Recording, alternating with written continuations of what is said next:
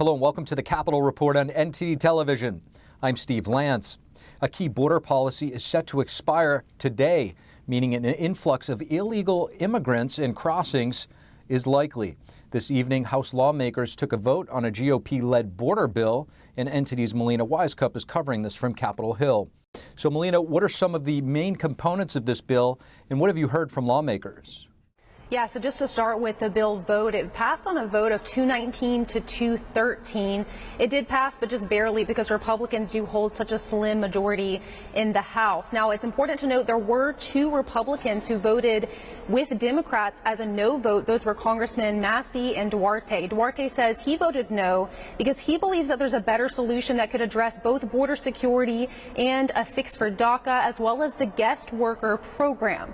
Now, what's in this bill, to get to your question? Essentially, it pumps more resources into hiring more Border Patrol agents, border tech, and probably one of the more controversial pieces of the bill is it continues construction of the border wall. It also cracks down on people who are overstaying their visas and gets the U.S. workforce involved because it requires U.S. employees to use a system to verify the eligibility of immigrants here in the U.S. Here's how House Speaker Kevin McCarthy painted this GOP top priority just moments after today's vote. Not to stay in Washington to gather all your information, but to travel to the border itself. If you're going to write a bill about the border, you ought to learn firsthand. My message is very simple. Do not miss another deadline like you just missed on Title 42. The bill also changes the requirements, kind of cracking down on what qualifies as legitimate asylum claims. This led Democrats to equate this to doing away with the asylum system altogether. Here we'll show you how Democrats were presenting this argument in the debate on the House floor, as well as a response from a GOP bill sponsor. In fact, this bill would eliminate funding for much of the remaining legal immigration system that we have, leading to chaos. We are ready, Mr. Speaker, to work with serious Republicans to pass meaningful reforms, not an enforcement-only strategy that will continue to be a failed strategy no matter who's in the White House. Those folks who have legitimate claims are suffering the consequences of this broken system. So we're making sure that we have a process that works for those who have legitimate claims, but we're also trying to make sure that we filter out what we know are fraudulent claims. Now, President Biden says that he would veto this bill should it by some way reach his desk. It is unlikely to gain traction in the Democrat-controlled Senate. Now, I want to point to another initiative that we're aware of going on in the Senate, on the Senate side right now. Senator Kyrsten Sinema of Arizona, working with Republican Senator Tom Tillis, are trying to push a bill that would extend Title 42 for the next 2 years while lawmakers work on a border security and immigration package that actually has a chance of reaching President Biden's desk. But one thing is clear, that this immigration and border security issue is far from over. Former President Trump gaining even more traction as he spoke about elections, debt ceiling, and January 6th. This in a CNN Townhall last night. How the different sides are reacting as the 2024 race intensifies. NTD's Iris Tao has more. Reactions are pouring in after former President Trump made his first major TV appearance in his 2024 presidential campaign. And some Republicans tell us that they think Trump did a good job. Watch. I thought he did great, and again, Trump is good at saying things that people say in their living room at night. Real issues like, interest rates, inflation. President Trump scores a win. Goes into every environment. He's comfortable. He tells his side of the story, and I imagine there's more. That's a preview of coming attractions. But Congressman Hakeem Jeffries, the top Democrat in the House, says the CNN Town Hall showed it would be a very dangerous, devastating, and destructive thing if Donald Trump got anywhere close to 1600 Pennsylvania Avenue. Meanwhile, President Biden's re-election campaign responded immediately after the town hall by asking, do you want 4 more years of that? All this as Trump spoke out again on Thursday about the ending of Title 42, and he vowed to do this. To send the border violators back to their home countries, and we will do that immediately. We have to get them out. We have to take back the White House. Reporting from the White House, Iris Tao, NTD News. CNN did see a significant boost in ratings last night during the Trump town hall, drawing over 3 million viewers. The network has come under fire from many prominent Democrats for giving the former president a voice. There is yet to be talks from either side about future events. And the FBI is failing to comply with a subpoena from the House Oversight Committee.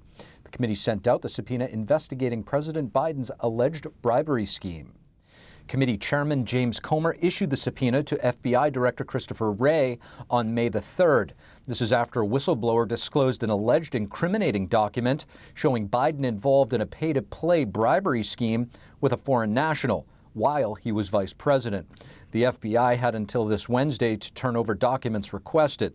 Instead, the agency said it is, quote, committed to beginning the constitutionally mandated accommodation process, end quote. Comer said their reluctance indicates that the document exists, and he pledged to follow up and compel the FBI to comply with the subpoena. Democratic Congressman Lou Correa will share his perspective on the situation at the southern border. Find out what he says about minimizing the flow through Mexico while boosting the asylum process. We'll also bring you the Republican perspective as the House Foreign Affairs Committee Chairman Michael McCaul joins us to give his take on border security.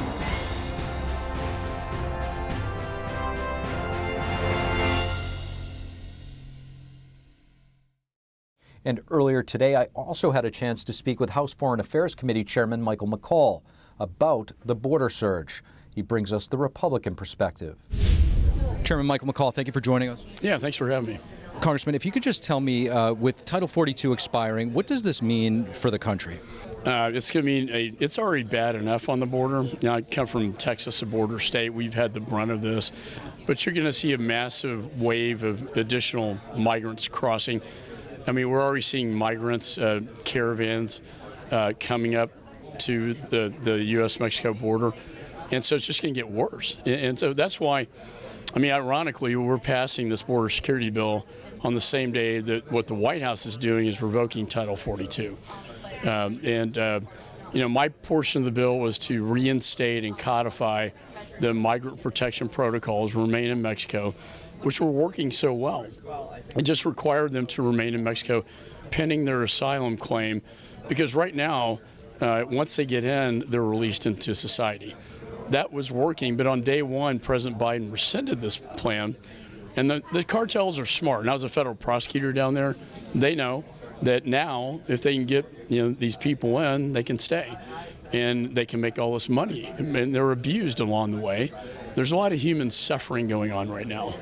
From what I understand, there's an amendment that will allow you guys to come up with a plan to attack the cartel situation for 6 months after this is passed. What do you think needs to be done to put an end to the cartels? Cartels are the evil behind this, are the ones that raped the children. 35% of women and children coming up the dangerous journey are raped, abused. Then once the kids get in the United States, and there are 5 million people have come in already, I don't know what you do with them.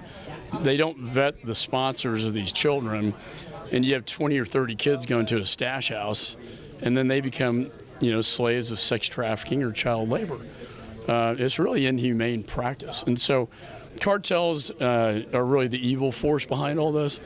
I know there have been certain things, say under Title 50, that are being looked at, but I've been assigned by leadership to spearhead a task force to come up with a plan, the Republican plan. How are we going to deal effectively with cartels? If you call them a foreign terrorist organization, however, the concern there is that it will increase the political asylum claims. It'll make them legitimate because they can say they're fleeing a terrorist country. I think transnational criminal organization is what they are, and then we can deal with them effectively by many methods, including sanctions, which could come out of my committee. Chair McCaul, thank you. Thanks so much. Thank you for watching the Capitol Report. If you want to see our full broadcast, check us out at epochtv.com.